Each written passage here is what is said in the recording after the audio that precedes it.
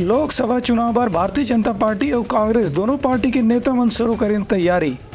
नवा मतदाता मन के समर्थन पावर चलावा था वे आनी बानी के अभियान। प्रदेश में लोकसभा चुनाव भले ही अभी थोड़ी दूर हो ही, लेकिन दोनों बड़े दल भाजपा और कांग्रेस अभी से लोकसभा चुनाव पर तैयारी शुरू कर दे हवे।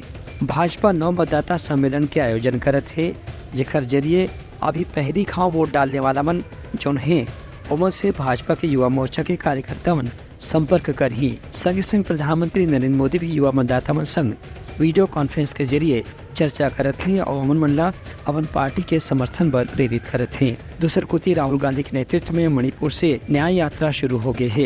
ये न्याय यात्रा छत्तीसगढ़ के 4 लोकसभा क्षेत्र से गुजरी। जी हाँ, स्थानीय कांग्रेस के पदाधिकारी मन नवा मतदाता मन संग चर्चा करी। इस संबंध में भारतीय जनता युवा मोर्चा के प्रदेश अध्यक्ष रवि भगत के कहना है कि भारतीय जनता पार्टी विधानसभा में जो जीत मिले है ओखर से उत्साहित है कि अब 11 की 11 लोकसभा सीट में पार्टी ला जीत हासिल हो सकत है। विधानसभा चुनाव की जीत और नई सरकार बनने के बाद आने वाले लोकसभा चुनाव में सम्माननीय नरेंद्र मोदी जी ने जिस प्रकार से 400 पार का नारा दिया है, उस 400 पार में छत्तीसगढ़ की भूमिका और छत्तीसगढ़ के 11 के 11 विधानसभा सीट जीतकर हम लोकसभा भेजे, इसके लिए युवा मोर्चा ने बड़ी रणनीति बनाई है। उस रणनीति के आधार पर युवा मोर्चा हमारी पूरी टीम काम कर रही है।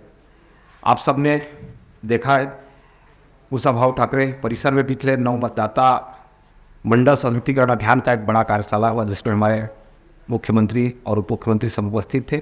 उसके पश्चात वह कार्यशाला जिलों में संपन्न हो रही है।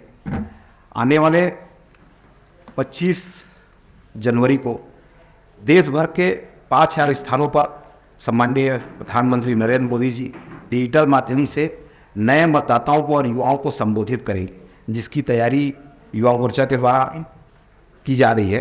दूसरकुती प्रदेश कांग्रेस के प्रवक्ता सुशील आनंद शुक्ला के कहना है कि कांग्रेस भले ही विधानसभा चुनाव में हार गए हवे, लेकिन लोकसभा चुनाव में पार्टी के जो जनाधार है कोई कमी नहीं आई है और वोट के प्रतिशत भी बहुत अच्छा है। भारतीय जनता पार्टी युवाओं को ठगने के लिए नमो ऐप के माध्यम से अभियान चला है। युवाओं की सबसे बड़ी समस्या है बेरोजगारी। भारतीय जनता पार्टी को जवाब देना होगा कि पिछले 10 साल में मोदी के दाद में देश की बेरोजगारी दर इतनी ज़्यादा कैसे बढ़ गई। हर साल 2 करोड़ युवाओं को रोजगार देने का जो मोदी जी ने वादा किया था, उस वादे को अनुसार अभी 10 साल में 20 करोड़ युवाओं को रोजगार मिलना था। इसलिए दुर्भाग्यजनक है कि देश में बेरोजगारी दर और ज़्यादा बढ़ रही है।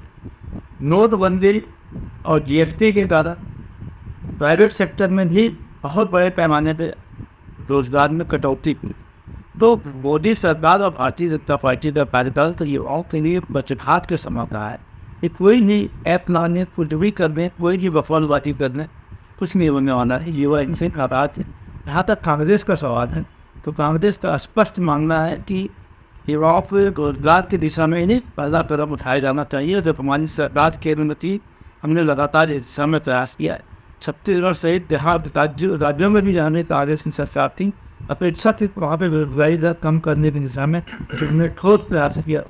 दोनों पार्टी के प्रयास के बीच अब ये परिणाम देखे पर पड़ी कि लोकसभा चुनाव में भाजपा या कांग्रेस में से जनता कौन ला समर्थन देवत है। Bureau report, Uttarakhand news.